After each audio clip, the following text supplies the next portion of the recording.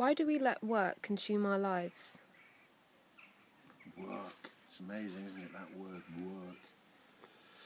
Well, there's one thing is when you're working consciously to fulfill a responsibility or to do something in a conscious way, that's one thing. But it's what we're talking about here is when who we're being that work is other than what it really is.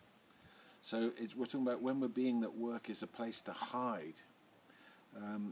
Then it becomes like an addiction, like getting stoned or, watching TV all the time or drinking every day. And it's a suppressive act.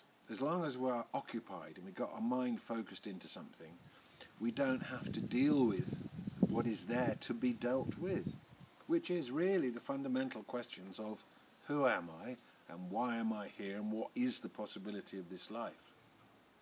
And it's incredibly sad because people spend their whole lives working without really realizing that. When my father was very near the end of his life, one night I was sitting up late and I heard him wandering around, and I found him in the living room about 2 o'clock in the morning, had his dressing gown on, and I said, "Hello, Dad." He said, "Hello, son." He said, "Where am I now in the alphabet?" And I said to him, "Well, you're at Z, Dad. This is pretty much the end now." And he said, "I thought so." And then I said to him, "How was it? Your life, how was it?" And he looked at me and he goes, "Not all that," he said. "A lot of hard work." And it really touched me when he said that, because obviously a lot of his work was to support me and educate me and stuff. But I just thought, I don't want my life to be that.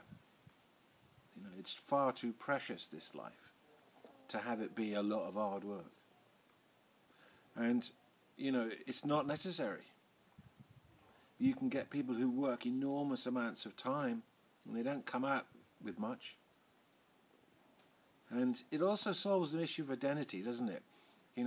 Who am I is an ongoing question that leads to the most fabulous answer for everybody, because we are who we truly are. It's the same for everybody.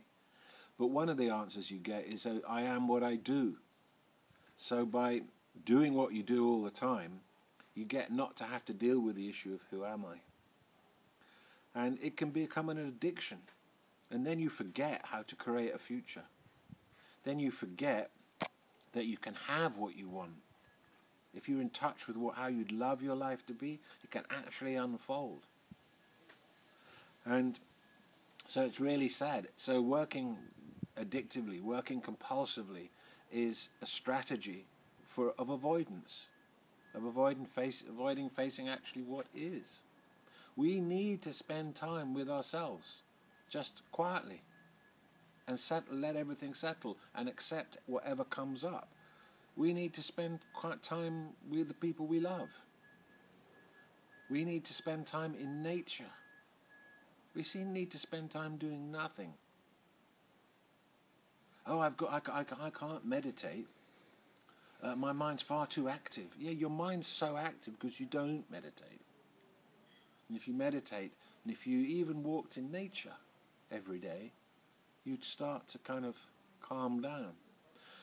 What a life. You work, then you get money, then at the weekend you go to the mall, and you spend that money on things imported from China that you don't really want. And then you go back, and then you get pissed, and then you go back to work on Monday. So many people is like this. 2 weeks holiday, 3 weeks holiday in the year. You can have more than that. Whoever you are, you can have more than that. That this life is so precious that we can't afford to waste it avoiding stuff. We need to live it and have a dream and fulfill it. Why not?